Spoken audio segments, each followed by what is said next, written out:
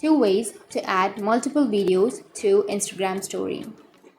So if you want to add multiple videos to your Instagram story, then what you need to do is first open up your Instagram.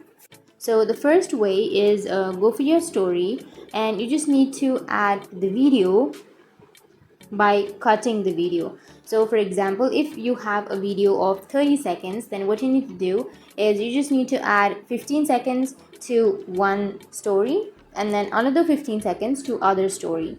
Or if you don't want to do that and if you want to show it in one story, then you just need to go with your CapCut application or any editing application. So I'll be choosing CapCut. Once you've chosen, now go for new project, and here you just need to select the video. So select the video, select the first video. Once you've selected the video, now what you need to do is you just need to go for the aspect ratio. Tap on aspect ratio and then choose the aspect ratio, which is TikTok. Once you've chosen, now you need to use both fingers to resize your video.